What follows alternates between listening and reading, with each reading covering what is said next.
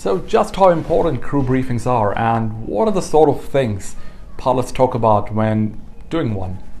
In today's video, I thought we would take a break from the theory and the whiteboard and look at something a bit more practical.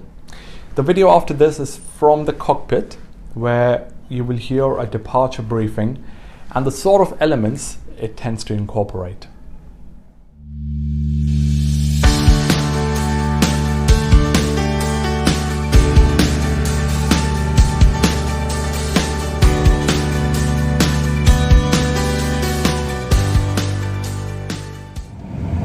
Alright, so status of the aircraft. We talked about the fire extinguisher and the inoperative camera, number 3, and the associated procedures. So weather has been checked, no terms, nothing in particular that affects us. We're parked at stand 504. It's a reasonably long taxi from here all the way to the holding point for 0 at left. So as per the company procedure, do a single engine taxi out.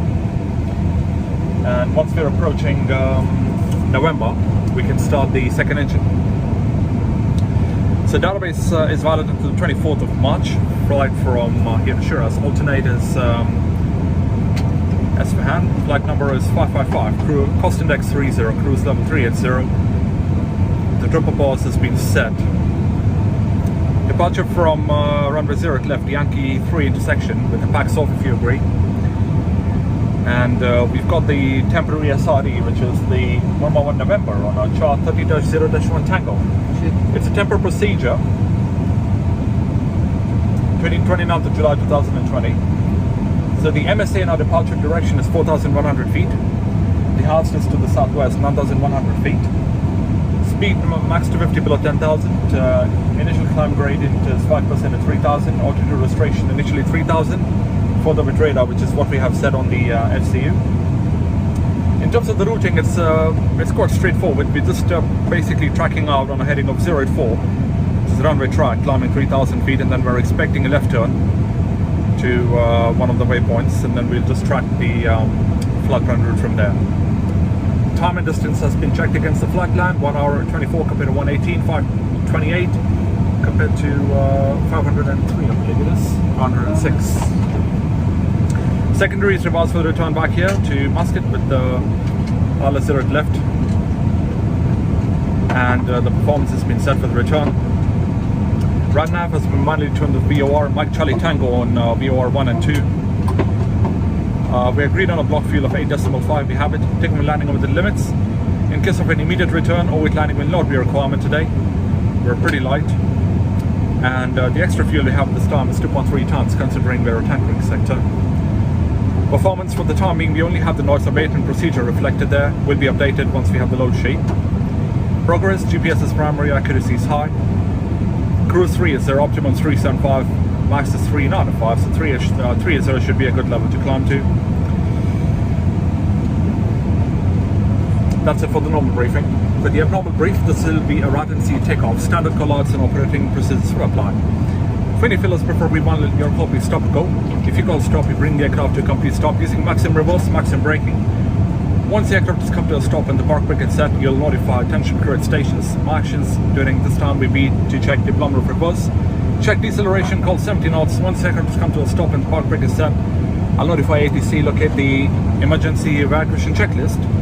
On your command, I'll carry the CAM actions.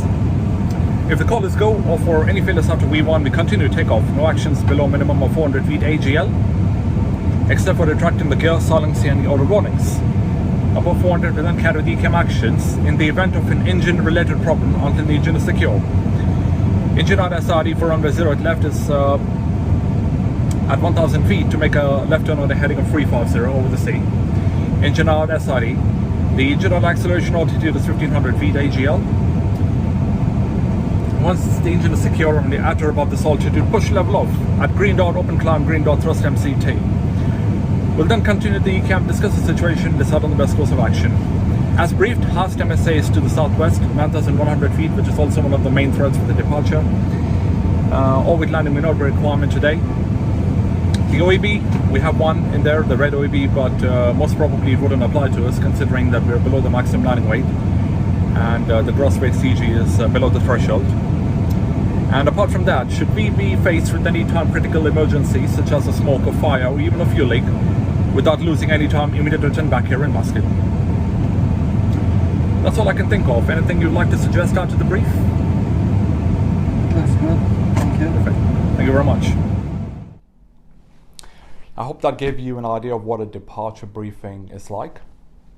You see, briefings are an integral part of standard operating procedures or SOPs, and they are vital in a multi-crew environment as they provide an opportunity to all pilots to be fully aware of operational data that is pertinent to the flight, whilst using the opportunity to identify key threats and develop strategies to mitigate them.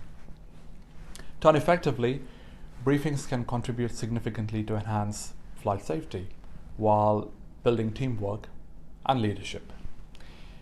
Around the world, airlines are placing a greater emphasis on identifying the key threats that are unique to a specific airport where the departure or arrival is taking place, and agreeing on ways to mitigate them. This is all in an effort to make briefings more efficacious. No two departures and arrivals are exactly the same, and so it helps for crew to take a scalable approach to the event. Also, operators or airlines are increasingly taking a more pragmatic approach to briefings where they aren't a long-winded monologue by the pilot flying, but are kept relevant and interactive, where the pilot monitoring also plays a leadership role to ensure that critical content is identified and understood by all pilots. To share an example of just how significant effective briefings can be, in August 2013, an Airbus A300 freighter experienced a controlled flight into terrain, or CFIT crash, during a non-precision approach into Birmingham, Alabama. Controlled flight into terrain occurs when an airworthy aircraft, under the complete control of the pilot, is inadvertently flown into terrain, water, or an obstacle. In CFIT, pilots are unaware of the danger until it is too late. During the investigation, it was identified that a key factor that may have contributed to the crash was a lack of a discussion to identify the relevant threats and countermeasures that could potentially have averted the crash. Alright, so we've explored the importance of conducting effective briefings while looking at an example of a departure briefing. I hope you found that of some value and it wasn't too hard to follow. As always, if you have any questions, suggestions, or comments, or you would like a certain topic related to aviation or flying covered, please put that in the comments below, and I shall do my best to cover that in a future video. If you like the video, please give it a thumbs up and share it along. Well, thanks very much for your time and support, and I'll look forward to seeing you in the next one again very soon. Thanks very much again, and I wish you a great day.